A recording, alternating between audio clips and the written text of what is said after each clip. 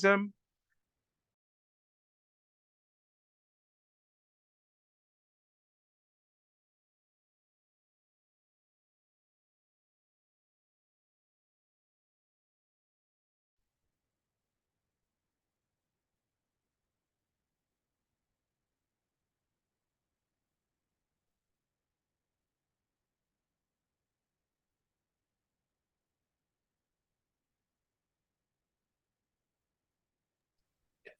السلام عليكم محمد.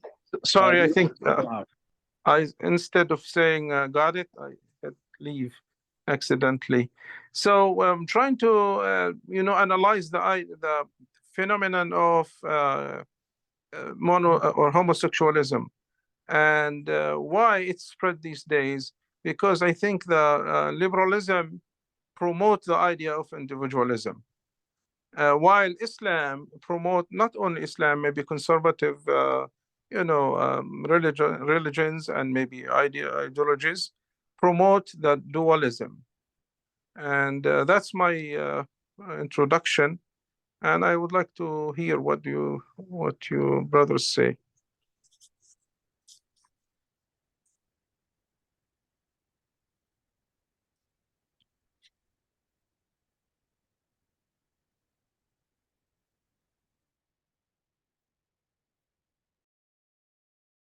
Is Dr. Sohail here? Yes, I'm here. Did you get my idea, or Yeah. I was cut in the middle? I heard the last part. Yeah, I was talking about Dr. Muhammad al-Tullabi. He's from Morocco, and he has a theory or a project of Renaissance. And one of his main ideas is الزوجية. He said Islam has this الزوجية, الإحسان, التسخير, المشيئة, الواقعية. That's the characteristics of Islam that from his viewpoint. And if you analyze zawjiyya is against, or I don't know how you say it in English, zawjiyya, I mean, dualism or collectivism or something. It's something against individualism.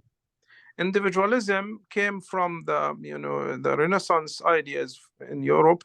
I believe there is several maybe philosophers like Leibniz and others who call for this idea. And this idea, isolate you from the rest. So you are free to do whatever you want.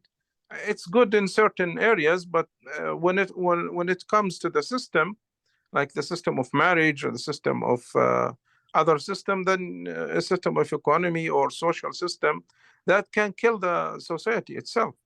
If we promote, no marriage, or the marriage will be open for everything, like what we have these days of homosexuality, which is, I believe it came from individualism. But if you follow the dualism, then there is no room for homosexuality. Same thing in economy. If you live in a system, then you know what you need, how you take the money and how you spend the money. Then the whole society will be in a better situation, better harmony, or there is no deep poverty, or it's not I want to say poverty in the system, or really ultra rich in the system.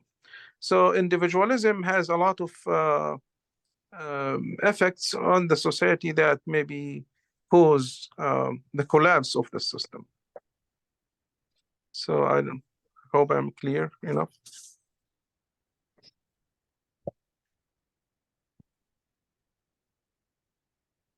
Dr. Sohail? Yes.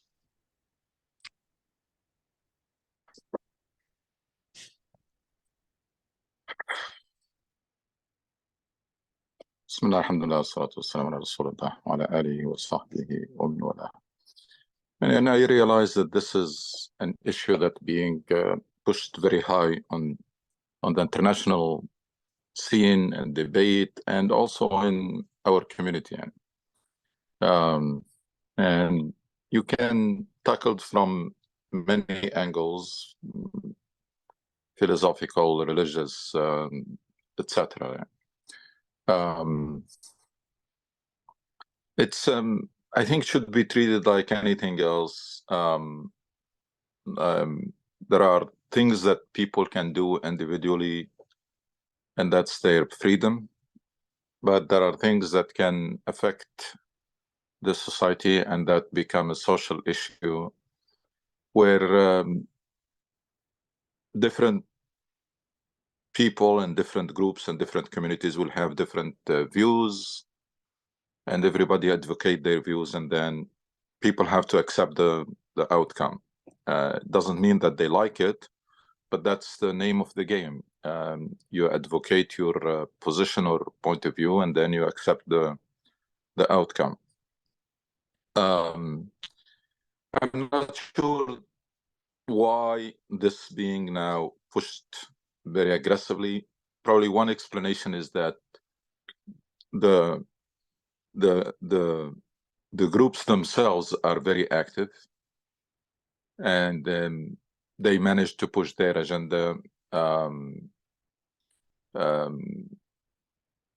successfully and effectively.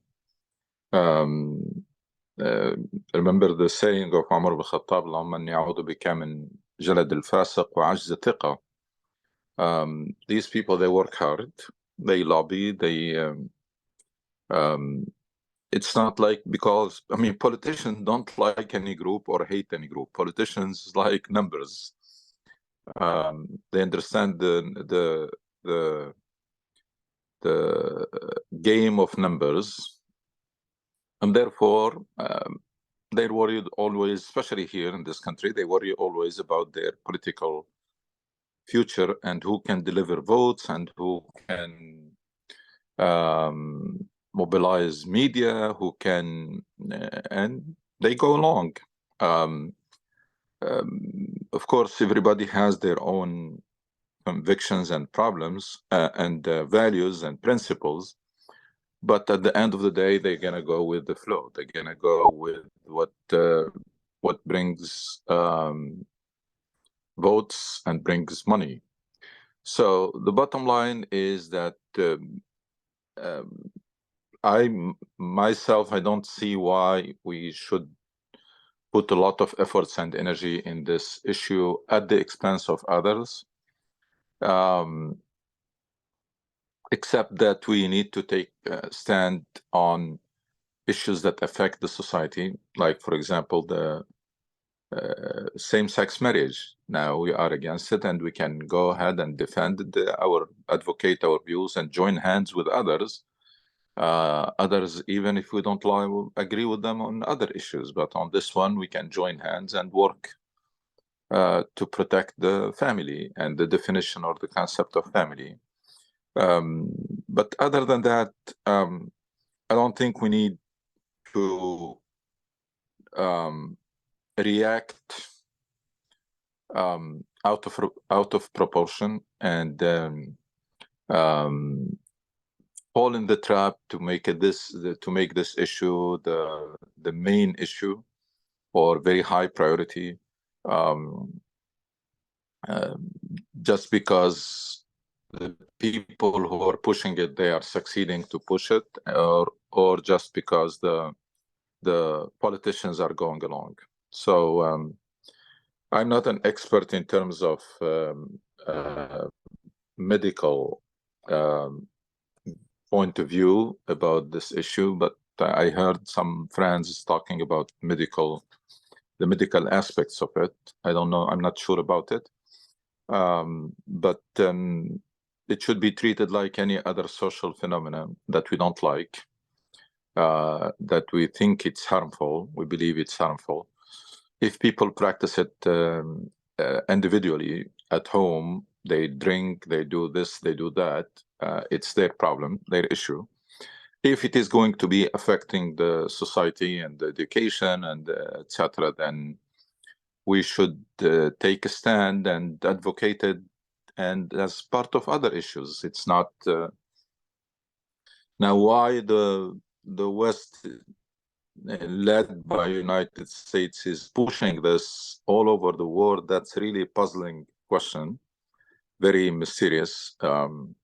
That it might be explained by what I said, that these people are effective in lobbying and advocacy, but it's really puzzling how some Western democracies led by United States are championing this all over the world and pushing it in all countries, including those that have conservative culture, and they are against it. And it's really a puzzle for me. I think I see a lot of other things that are much more important than this. But that's a question that needs to be investigated and studied, because it reached a point where it became ridiculous that top US officials meeting with leaders of other countries and putting this on the table. And sometimes it becomes one of the main criteria in the relationship of the US with other countries. And that's something that is mysterious and needs to be investigated, why we reach this point here.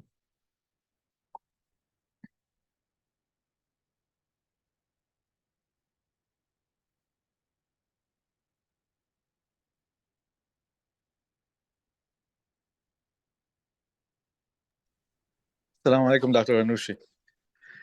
You bring up a really good point as to why the U.S. is pushing it, and it is mysterious. I don't know. I don't know if people here in the U.S. Would be the ones to study this, or maybe other countries have studied it, or maybe other countries should look into it. I don't know. Could it be because I guess they're trying to give people an alternative to something else? That's why they're pushing it. You're right. It's very strange. Yeah. But again, we have to do what we have to do, and we have a lot of issues that are much more challenging and critical for us in our community than this one. I'm not trying to discount this challenge, especially for some young Muslims who go to school and their parents, but it should not be blown out of proportion, because I'm afraid that we're gonna fall in the trap. We end up falling in the trap and giving an issue more than what it deserves. As I mentioned, I think last time or the one before, that we need to teach our children that the fact that this society is pluralistic society. It has all religions, all ethnicities. There are some religious beliefs that they are really look very weird and very strange, but that's the nature of the country. It has all religions. It has all, I mean, on every issue you can find 360 degrees, all the opinions, all very liberal society, very pluralistic, actually, not even liberal, because when it comes to the US is still more conservative than most European countries. But it's a pluralistic society, and you have to accept the fact that the one who's sitting next to you, whether you are whether in class or in meeting or in your job, is someone who's very different than you, has very different beliefs, very different behavior outside, etc. But your relationship with them is just they are your classmates or your colleagues, and that's all. And people do it very well in this country. They do it very well. The fact that you never see political issues discussed at work. You never see religions being discussed at work because people know how to put a hat and remove it and put another hat. It's well done, actually, compared to probably any other place in the world, that people observe their limits. You come to know that your classmate or your colleague or your student or your professor is homosexual. That's their problem. It's still the relationship, your relationship with them is still a relationship of work, and it's gonna have to continue the way it is.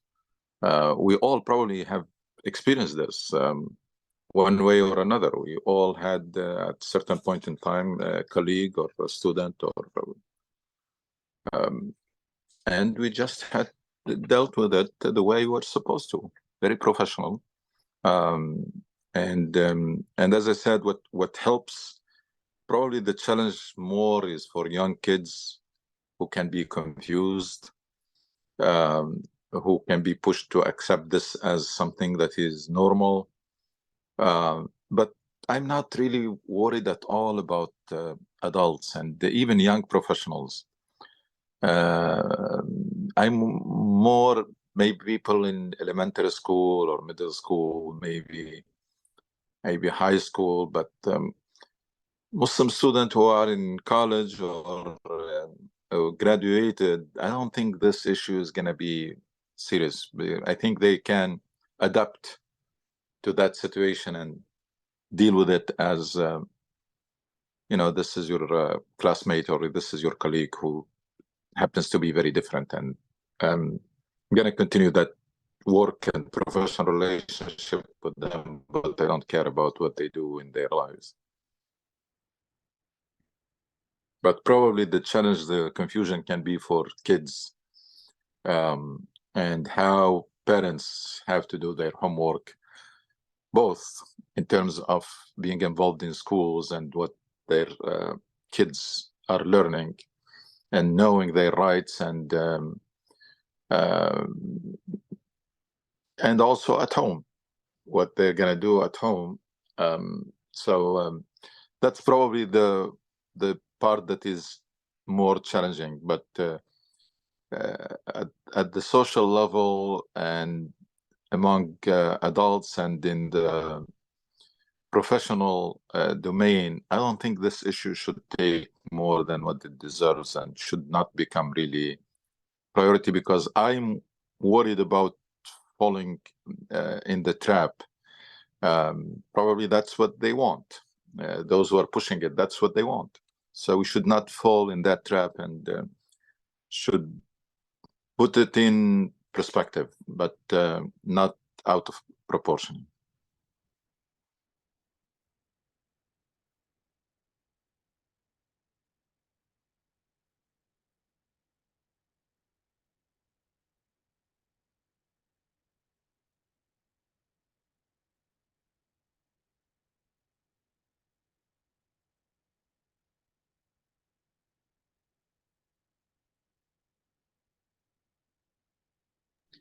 Dr. Sohail, if I may have a question for you, please, sir. Sure. I was reading the Quran, and I think I found that in the Surah Al-Baqarah, the first time the word kufr comes, I think it was ayah 33 or 30. What is to be understood of kufr? And how is that to be differentiated from mushrik? Let's hold on to this question, and that's the Brother Muhammad and the others believe that we finished the first point. What do you think, Brother Muhammad?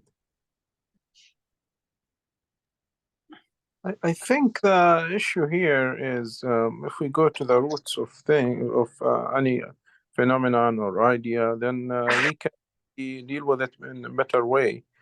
I believe who is promoting any idea usually is the philosophy behind it. I mean, these days there is people in universities and because we live in liberalism is like the main idea now everywhere in America, even in our countries. The professors usually learn in the West, and it's not that bad. I mean, it has some good aspects, and it has some. We need to draw the limit. That's the problem. And if we go to the roots of like the individualism and how it came from Europe in maybe 1600 or something, and it has its roots at that time. I mean, there is some good reasons why it came, but if we don't draw a line, then things will where we stop. I mean, what's our reference? Because after the quantum theory in physics in science, now there is no center. At one time, religion was a center, was a reference for everything. Then science became the main reference. But then now science is removed. There is nothing. Now it's desire is the center. There is no center. I mean, we live in the what they call it non-central or non-centralism or something. So everything now is floating. That's what the problem with quantum. But it's not the quantum, but the philosophical reflection that came from people understanding quantum. There is no reason you can be inside and outside at the same time. That's what they call it, Schrodinger cat or something. But so I'm trying to see where is the philosophy, or what's the problem with philosophy at sometimes by understanding the roots of things. So I think if we discuss this if we reach to this level of discussion with maybe college students or maybe the educated people, then we can maybe reach to a place where individualism is good at certain level, but then it could be damaging if we let it go without boundaries. That's the importance of religion. The importance. That's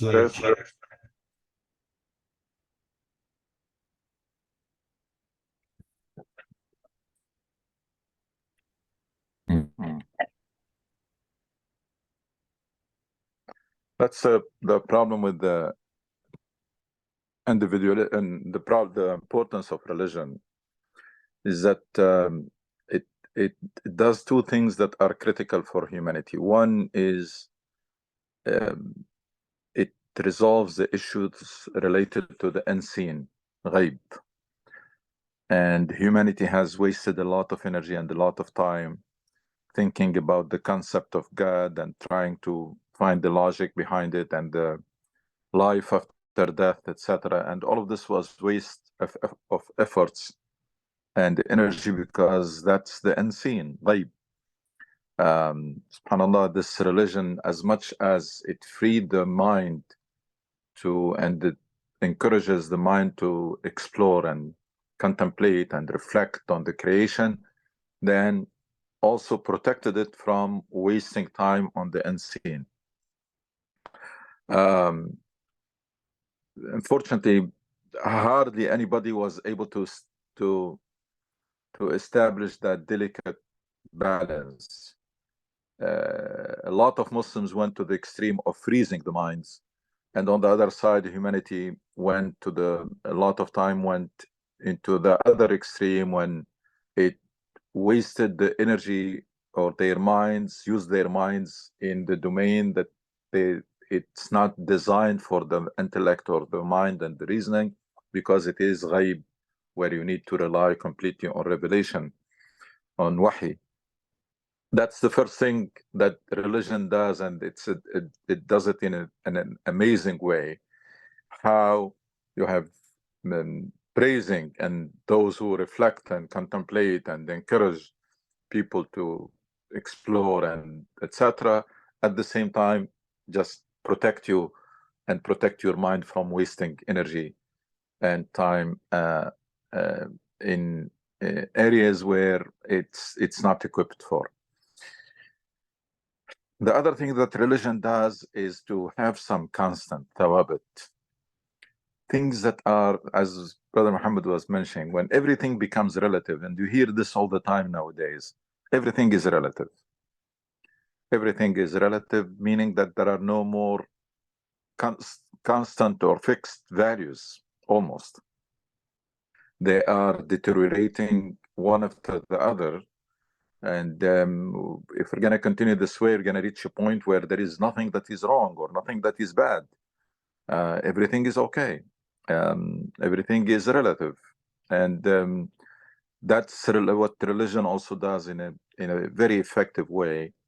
It makes some things that are really not subject to debate, that there are constant, there are thawabit, there are set of values that were common among all of the revelations, and from day one they did not change. Lying is bad, cheating is bad, this and that.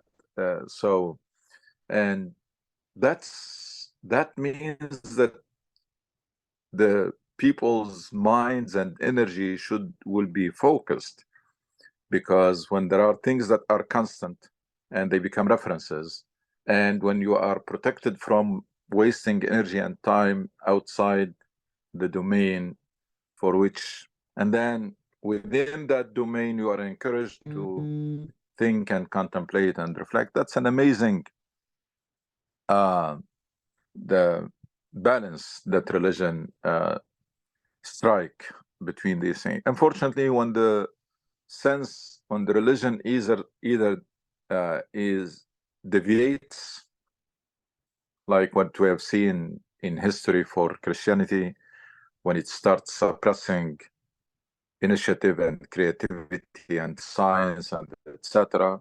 to keep control. And now among Muslims also, we have a lot of schools of thoughts. Actually, the dominant schools of thoughts among Muslims are the ones who reduce the role of the mind and the intellect.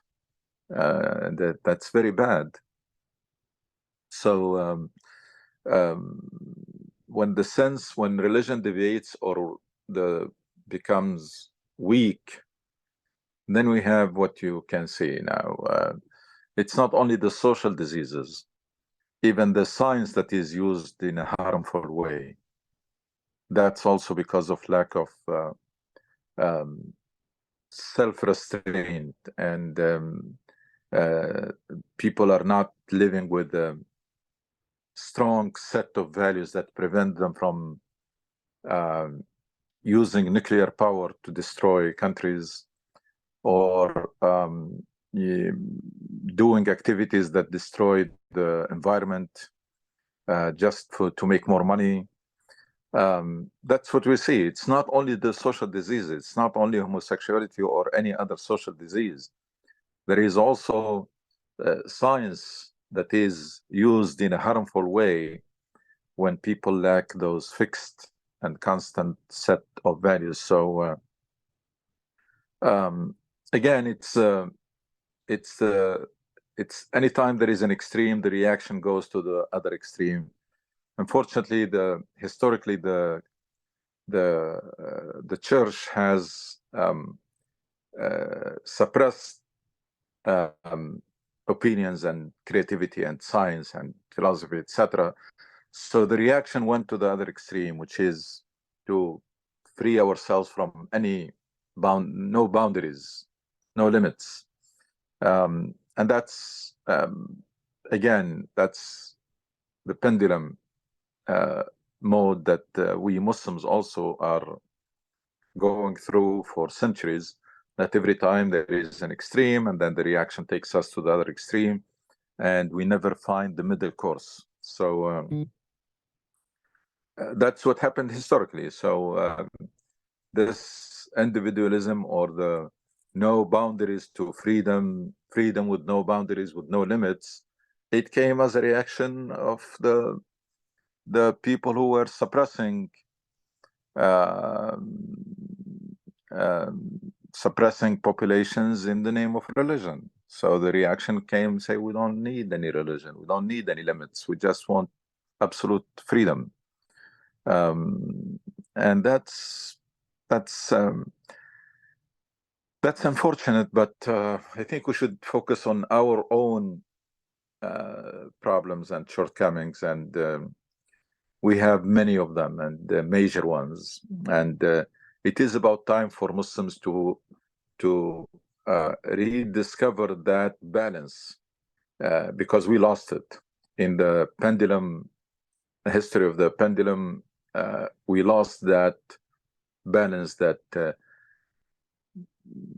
minds are encouraged and should be functioning and should explore, should raise questions. We should minimize the taboos, the things that we should not touch. And so free the Muslim mind and the Muslim intellect. At the same time, strongly promote the set of values and principles, so that we,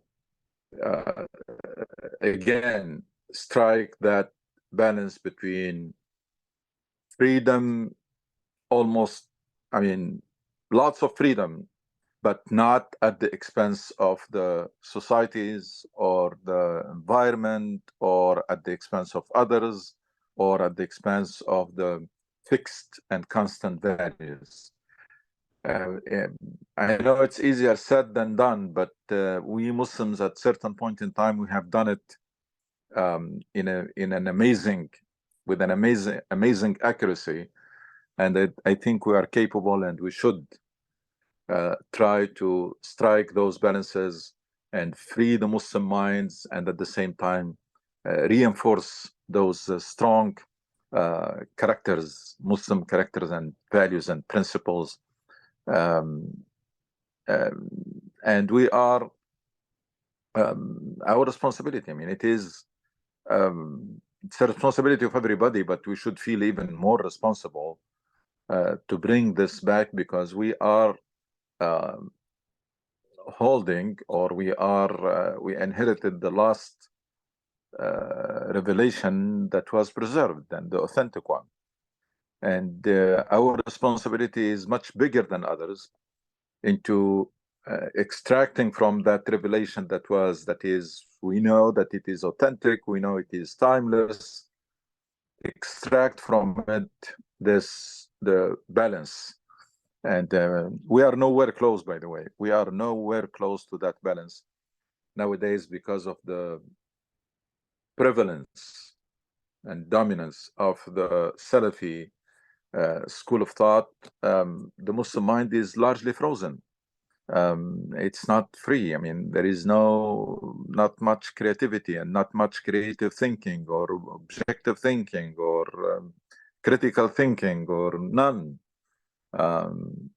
People are basically followers. They follow leader, they follow party, they follow sect, they follow whatever.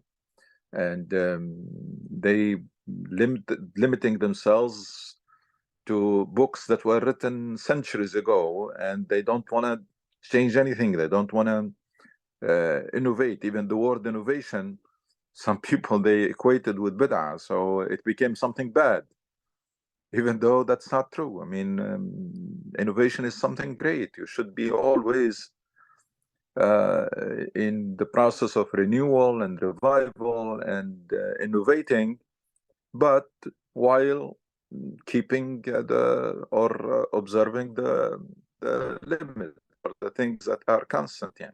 So it's a long way to go, but the starting point is to accept and to realize again how far we are from that very inspiring, very empowering message that Prophet Muhammad ﷺ brought, and that created that great success story, and transformed individuals from the middle of nowhere, very average individual, and turned them into champions of great civilization and leaders. Gonna have to look at why that happened at that time, and why this is not happening again, even though our situation is much, much more favorable than the situation in which that success story happened.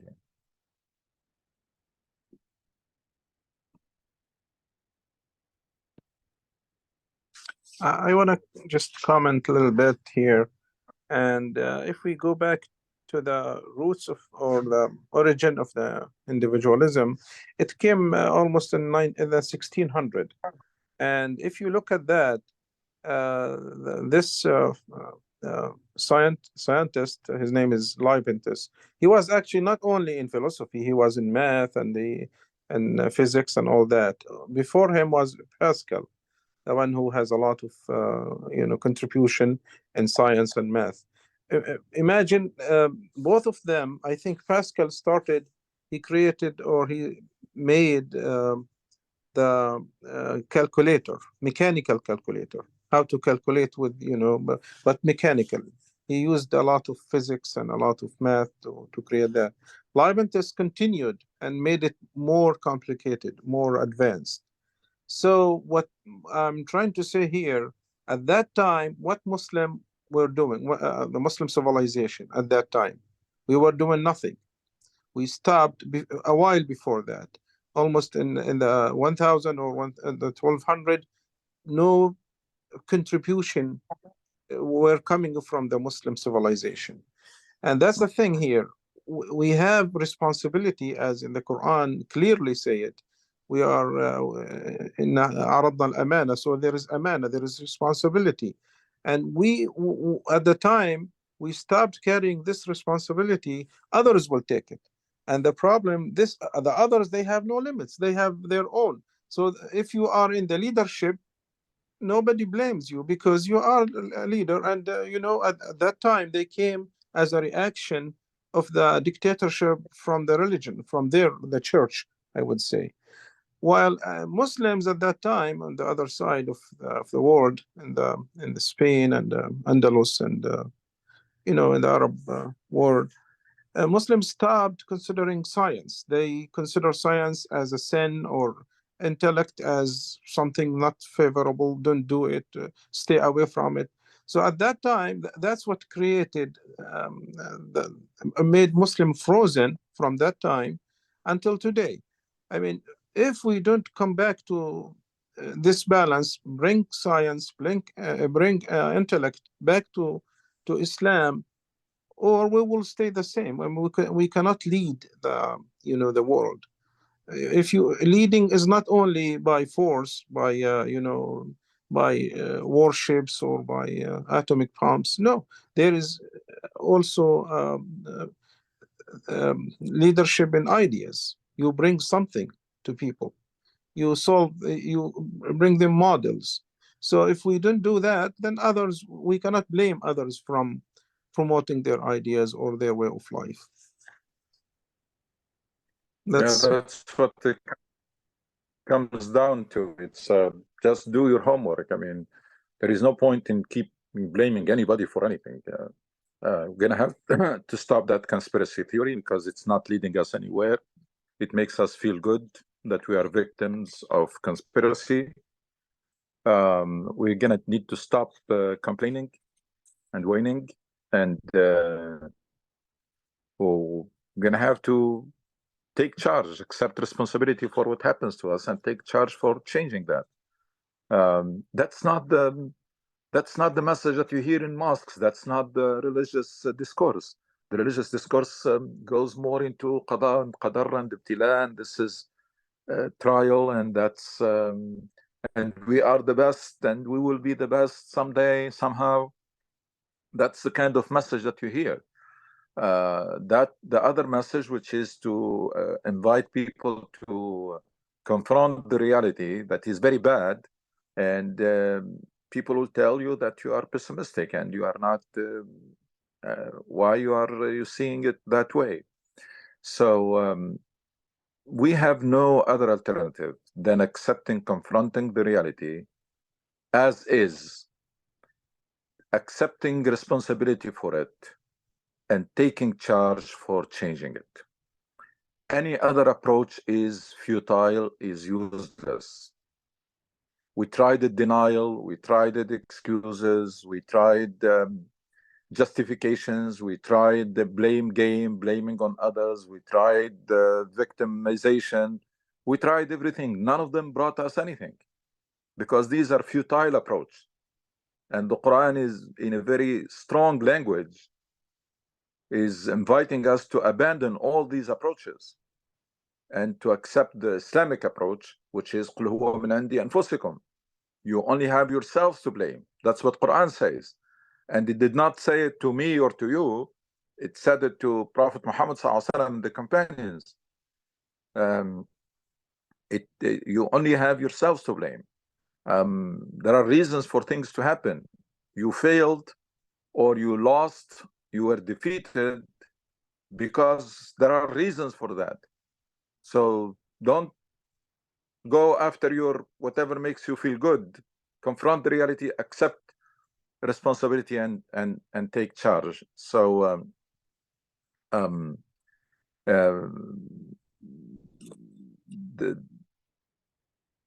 we like it or we don't like it.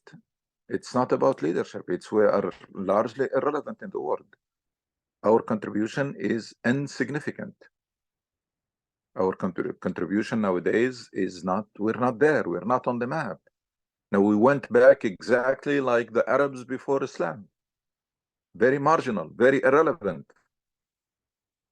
The only difference between us and them is that at that time they were very short in numbers, they were illiterate, they were in very harsh conditions in the desert, and few in numbers, etc. And nowadays we are billion and more than 1.5 billion, and a lot of resources, a lot of great minds, etc. But we are not leveraging them.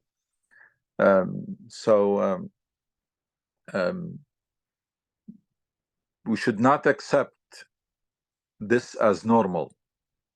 When Muslims whom Allah subhanahu wa ta'ala designated them to be leading and model community become irrelevant and insignificant, with insignificant impact or contribution. This is not something that we should live with it as normal. That's not normal. Nations and communities, it's okay that they go through crisis. It's not okay to justify it or to deny it or to blame it on others. A lot of nations went through crisis and they were able to bounce back. But bouncing back is not going to happen without confronting reality and accepting responsibility. So a lot of work is needed on the Muslim mind. A lot of work is needed on Islam, on our understanding of Islam, because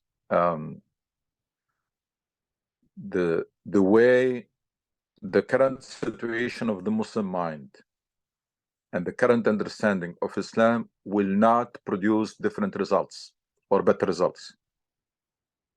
You cannot do the same thing and expect different results.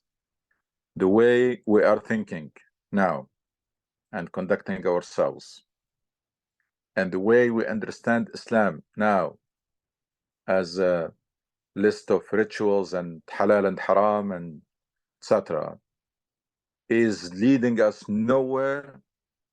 And with that, nothing is going to change ever. So it's a revolution in the Muslim mind to free the Muslim mind, and it is a rediscovery of the lost religion, the original religion that was lost over the centuries because of oppression, because of dictatorship, because of stagnation, because of a lot of things over the centuries that brought us to this point where we became in this world very irrelevant and very with no impact, even though at certain point in time we were at the forefront of sciences and arts, even science and arts, and we excelled in a number of fields. It is long overdue that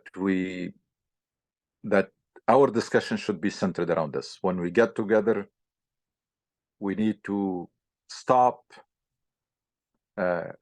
complaining and blaming and describing the situation, and we should really put on the table this, why we ended up, how and why we ended up in this situation, and what can we do to turn things around.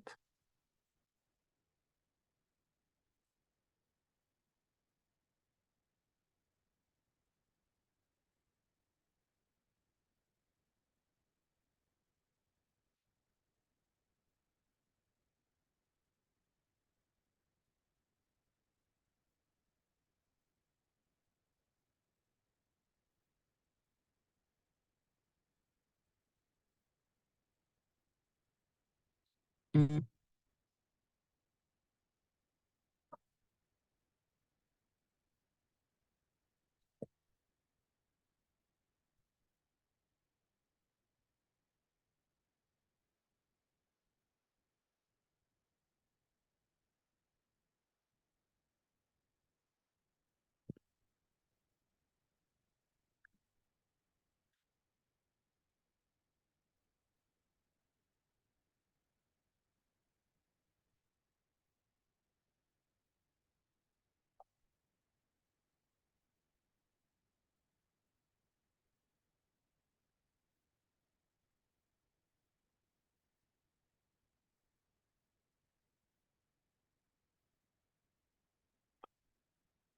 Any follow-up on this, or should you go back to the brother question that was asked?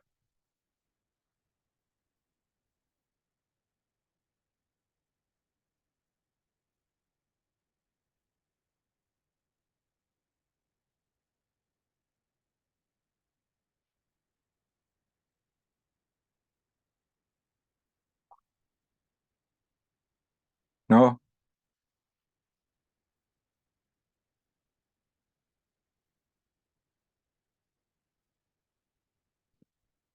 All right, so if can go back to the question by Brother Jalal, I believe, the kufr and shirk.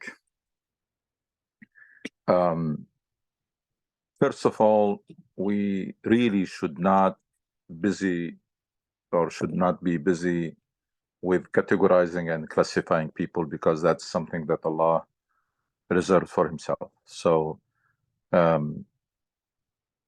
Muslims should be really encouraged to steer away from categorizing and classifying people and judging people,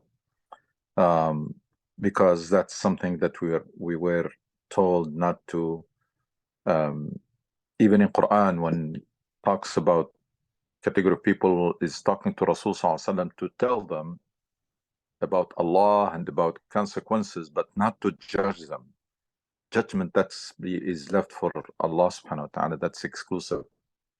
So that's one thing that we should really avoid focusing on who is who and placing people in different categories and different classes. Having said that, I mean, if you think about it, that kufr is someone who was presented the Islam in the best possible way, and they rejected it. They did not accept it. And still, that's none of our problem, now none of our business. If we managed to do that, and we did not, if you manage to bring the message of Islam by example and by the best articulation to a person, and that person chooses not to accept it, your job has ended. Your job has ended there. Your job is not to convert people, is not to judge them. Your job is to represent Islam in the best possible way, and to articulate it in the best possible way when you have a chance. That's it. That's where your job ends. After that, whether that person accepts Islam or does not accept Islam should not affect your relationship with them. Whether they're your neighbors, your colleague, your fellow citizen, your brothers and sisters in humanity, whatever that initial relationship will continue. That category today probably does not exist, because Islam nowadays is not in the best possible shape even among its followers. Never mind to be presented to others. It is being presented to others in the worst possible way, maybe. It came to light in the form of terrorism. It came to light in the form of backward societies that are failing states and failing countries. That's the impression that people have about Islam today. That category of people, probably, if you apply strictly, it does not exist. People who saw Islam and understood what Islam is, and that it is a message that is meant to them, and they saw examples, role models of individuals and communities and families and countries, maybe, and decided not to embrace it. But even if it exists, it's not none of our business. Shirk is very more specific, is someone who worship the technical meaning of it, someone who worship other gods or idols, and but it can be expanded to anything that is not pure, that is not purely devoted to Allah, has some elements of shirk. It's not, because shirk is not the opposite. It's the opposite of tawheed on one hand, but it's also the opposite of ikhlas, which is the when you do something exclusively for Allah subhanahu wa ta'ala, you don't want to, you're not trying to impress anybody, or you're not doing it for show off. You're doing it exclusively for Allah subhanahu wa ta'ala. So in the explicit form, it does not exist maybe among Muslims nowadays that somebody is worshipping others, but we have other forms of other gods, but we have other forms of shirk. People follow blindly their leaders. People follow blindly their tribe or their sect or their party. People follow blindly their madhab or their school of thought. These are some of those implicit forms of shirk, because Rasul sallallahu alaihi wasallam, when he explained the verse that says اتخذوا أحبارهم ورهبانهم أربابا من دون الله, that they took their priests and rabbis as gods besides Allah, one of the companions who used to be Christian said, but we never worshipped them. And Rasul sallallahu alaihi wasallam said, but you obey them blindly. Whatever they tell you, you follow it, and that's your worship to them. So following blindly, which happening today, it's happening today. There are people who are following blindly the heads of states, heads of parties, heads of jama'ah, heads of this, heads of that. They follow them blindly. The Prophet ﷺ said that that's a form of worshipping. You should never surrender your mind to anybody. Should always keep that freedom that Allah has given you to ask questions and to think for yourself, and not to surrender and allow somebody to think for you and follow that person blindly. Even if a great scholar tells you something, you ask for an proof or evidence. Why? But so that you don't fall in that category of following someone blindly, because that's a form of worship.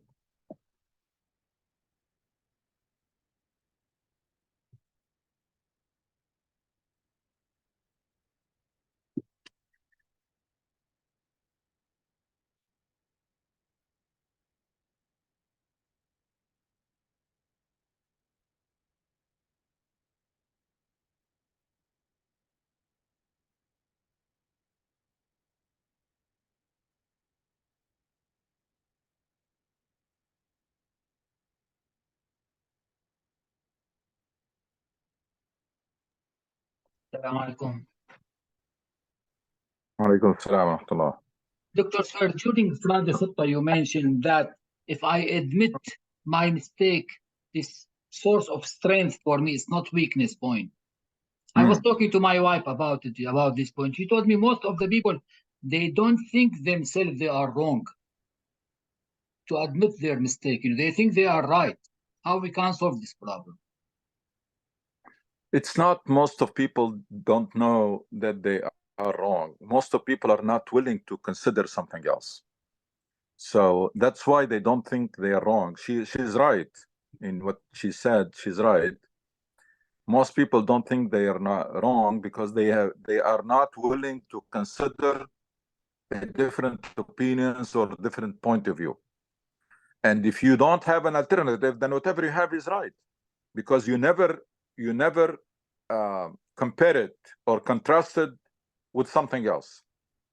So any person who is not willing to listen to another idea or another point of view will always think they're right. They're not wrong. Because how do you know that you are wrong? When you are open and to other ideas and somebody else present a better idea for you or points to your mistake, and then you are ready to accept it. But if you start from the beginning that you are someone who is never wrong, and your opinion is the truth, then you will never find out that you are wrong, and you will never accept it. You will never admit it. And the majority in the Muslim culture nowadays, this is very prevalent. That because people don't read, because people did not learn this communication skills, which is the art of listening to someone else and to another opinion, even though if it is very different from yours. Because of all of that, all Muslims or majority of people, they have a set of views they have never tested them. Because when your opinions are tested, when they are compared to others, to other opinions, but if you don't read anything that you don't like, you read only things that you like, and that's what they call it, confirmation bias. Nowadays, people, they go online, for example, social media, they read only the sites that tells them what they like. They don't read anything else, anything that tells them something they don't like. That's confirmation bias. So your ideas are being reinforced. Why? Because you are in a closed group who think the same way. You are reading only things that you like. So you are never open to other opinions and other ideas. And that's the only time. There are two requirements for people to change and to improve and to fix. One is being open to other ideas, and two, being willing to adapt, to change your mind. Both of them are not there. People are not open to other ideas. And second, anything that comes to them strange first time, they're not willing to accept it. Because if you spend years only talking to people like you, like yourself, and reading to people like yourself, you are not willing to listen to anybody else. And I saw leaders, political leaders from Muslim countries, because they surround themselves with people who accept anything they say, those leaders, they lose the ability to listen to anything else. They become mad when you even question your opinion or try or express different opinion. So she's right. Majority of people, they don't admit because they don't think they're wrong. But why they don't think they're wrong? Because they do not consider, and they are not open to different ideas, and they did not learn this art of listening and objective thinking and critical thinking. I can read to somebody that I disagree with 90%, but I can take the 10% because that's, and even the 90% that I disagree with, I'm willing to listen to it or to read it. Just try to understand how this person thinking. Doesn't mean that I'm going to accept that, but I'm willing to accept from anybody. And the Rasul ﷺ beautifully said it when he said that wisdom is the last property of a believer. wherever you find it, you should take it. Wisdom, hikmah, dalatul mu'min. So that should be our attitude. And if we adopt that attitude of being open to other ideas and listen carefully and read even things that we don't like, and then develop the ability to, then it becomes an issue of admitting or not, because now your opinion is contrasted with other opinions. Now, if you find out deep in your mind or in your heart that the other opinion is better, then becomes the test or the challenge. Are you humble enough and flexible enough to admit that you are wrong and this is better or not? But then we don't even reach that point. We don't reach that point because we are closed mind people and closed groups people. Everybody is talking and listening to people like them. Even in social media nowadays, all the networks are like-minded people. They talk to themselves. So if you spend all your life talking and listening to people like you will never be open to a different opinion, and therefore, of course, you will never admit that you are wrong. Dr. Said, what you talk about it is very important, because myself, I stopped listening to different view on YouTube because too much stress on me, make my blood pressure high. Why I should listen to the people I disagree, you know? You need to distinguish between two things here. I'm with you. Like, there are some sources that are useless, not because they are different, but because they are, what do you call it? Fanatic, muta'assib, someone. I don't want him, that, because you're right, that can cause even tension for yourself or stress. I'm talking about someone who is presenting a different idea, not someone who is attacking you or someone who is cursing and trashing others. No. I always encourage people to be very selective, because social media is full of junk. Social media is full of misinformation, wrong information, and is full of junk. And if people are not selective, they're going to end up wasting a lot of time and getting only stress out of it. I'm talking about reading books or reading articles that have ideas different than you. And people who are reasonable. I'm not talking about people who are shouting or fighting. People who are reasonable and presenting a different view. Let me see where this person is coming from. I like the sentence that the Americans use. I want to understand or see what this person is coming from. What is their logic?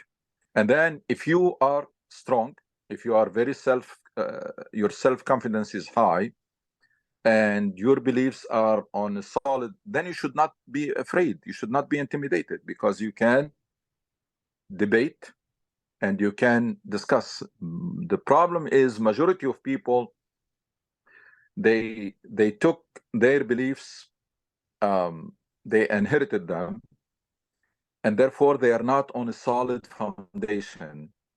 And that's why they are afraid of different opinions. And I know that there are Islamic groups that prohibit to their followers or their members to read different books, because they are afraid.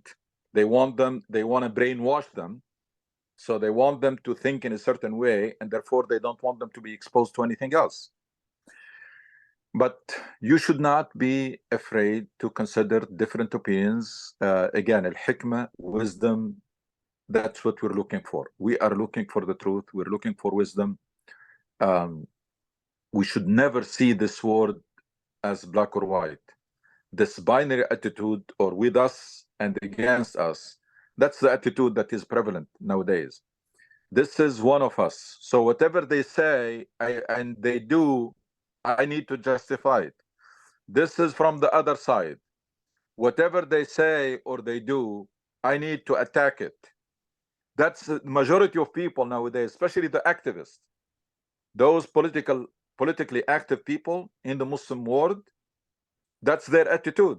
they belong to a certain group or party, and therefore they see their role as anything their leader or their party or their group say or do, that's something they need to defend. Anything that comes from other side, they have to attack it. Why? Because we are still see the world in a binary. It's a black or white, with us or against us, and we are yet to develop that objective thinking and critical thinking, both critical even if towards your leader or towards your party, and objective even towards your enemy. Objective thinking and critical thinking are completely missing among Muslims nowadays. We are very emotional and very biased, to the point that I see nothing wrong. My leader and my party and my group, they are never wrong. And the other side, they are never right. Never. And if whatever they do is bad, and I have seen it time and again, people change camps. Like, for example, now they are in power. Everything that is being done by the government is justified. Why? Because their party is in power. Now their party come out of power and another party is in charge. Anything they were praising before, now they are attacking it. And the other side is doing the same thing. So if I'm in charge, everything is rosy. If I'm in the opposition, everything is bleak. That's majority of people, the way they're thinking. And they are ready to flip 180 degrees in no time. So whatever was good yesterday becomes bad today. Anything that I attacked because it was done by my opponent, if it is done by my leader, it becomes good, becomes great. It's the same thing. And they have examples, countless examples of people justifying. Just quick example, when there was an coup attempt in Turkey, Erdogan put about 500,000 people in jail. And then some of them, many of them, I mean, you cannot have a coup that was planned by 500,000 people. But because you sympathize with Golan, jail, you lose your job, teachers, policemen, etc., everybody. And I have seen people justifying that here. Say, yeah. And then you switch to Egypt, say, no, that's bad. But it's the same thing. How come it is good here and it's bad here? You can't. So I have seen it time and again of people, the same action. They can, in the same setting, while sitting, they can justify it here and blaming and attacking the same action somewhere else. That's very primitive, very childish. These minds has to be mature enough to be objective. It is not my job to defend anything that somebody else does. My job is I have my own mind. I can judge this is bad, even if it is done by my closest friend. This is good, even if it is done by my enemy or opponent. It's just good. That is, why are you twisting things? Why are you twisting the truth?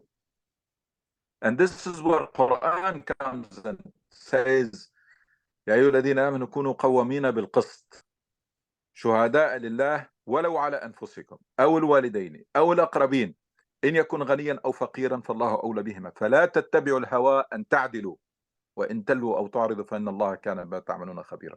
Stand out firmly for justice, even if it is your parents, yourself, your relatives are involved, and whether the person is poor or rich, in all circumstances. And then that will be supplemented by other verses in which it says, وَلَا يَجْرِمَنَّكُمْ شَنَآنُ قَوْمًا. There are people you don't like. That's not an excuse for you not to be fair. And there are people who transgressed against you.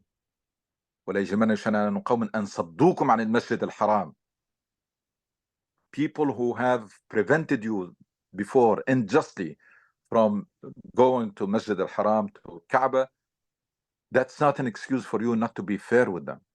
That's the beauty of our religion that we lost. That fair-minded, fairness, objective. They call it objective thinking today. Fair-minded, regardless, no bias, because the first verse says you either are fair or you are biased. You are someone who's following your whims. And that's why when you try to be fair all the time, some people close to you will not like it because they want you to side with them, whether they're right or wrong. أنا وأخويا ابن عمي وأنا وابن عمي على الغريب. That I will side with my brother against my cousin, and I will side with my cousin against the stranger. Yeah, it's when I said that it's a sign of strength that the person say I was wrong, I mean it, because this person is very confident in themselves and very confident in their values, and they are at peace with themselves. They realize there is no person who is perfect. There is no person who never commits a mistake, and it's useless to try to justify everything you do because you are not perfect. Nobody is. And therefore, when you want to be at peace with yourself, then you should be listen to understand, be open to different opinions, be ready to change anything if you find something better, and be ready to admit your mistakes.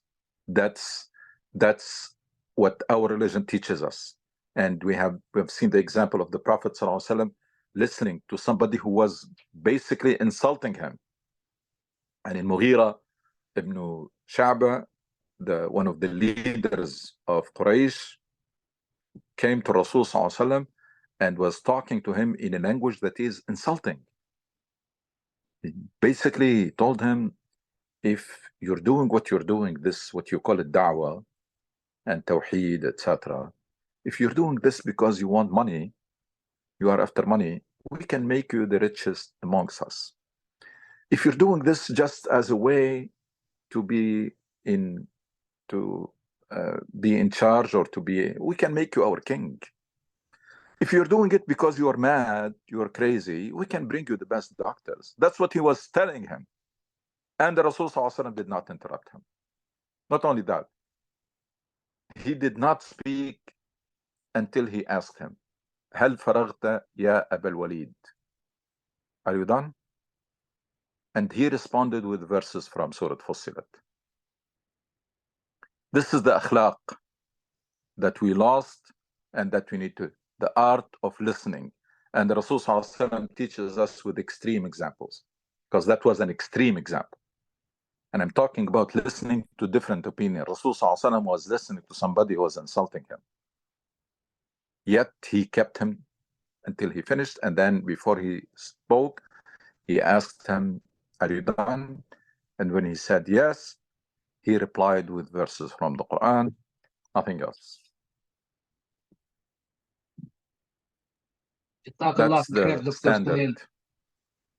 I just posted khutbah, Friday khutbah in the WhatsApp group. Please listen to it. Will change your life. Last Friday khutbah is very important for everyone to listen to it. You will find something touch in your life. Jazakallah khair about it. Inshallah, we will talk about it next time, you know. Go ahead, brother. And we'll continue next Friday. Inshallah. So I would like to welcome Brother Bassam. He is joining us for the first time. So ahlan wa sahlan, Bassam. Also, my little comment about Abu Abdullah's question or comment, that when Abu Bakr radiallahu anhu listened to Sayyidina Muhammad the first time about Islam, he used his critical thinking or objective oriented thinking, the term you just mentioned, Dr. Suhail, and he did not follow his forefathers. إِنَّا وَجَدْنَا آبَاءَنَا عَلَى أُمَّةٍ وَإِنَّا عَلَى أَثَرِهِمْ لَمُتَّبِعُونَ. So today, most of the Muslims, I mean, we have to look at this and measure ourselves. Are we Abu Bakr as-Siddiq, who listen to Sayyidina Muhammad والسلام, and change to the truth, because he was able to evaluate, oh, what is it, which one is the truth, what I learned from my father, or what my friend, his friend Sayyidina Muhammad والسلام, at that time told him. So that's what, if we want to follow the Salaf, I think we should follow that. Even though what he heard from the Prophet ﷺ was extremely different, completely different from what was there before, and yet he was willing and he listened, and when he saw that that's the truth, he changed, and that was not change of opinion, that was change of course of life completely. Of course.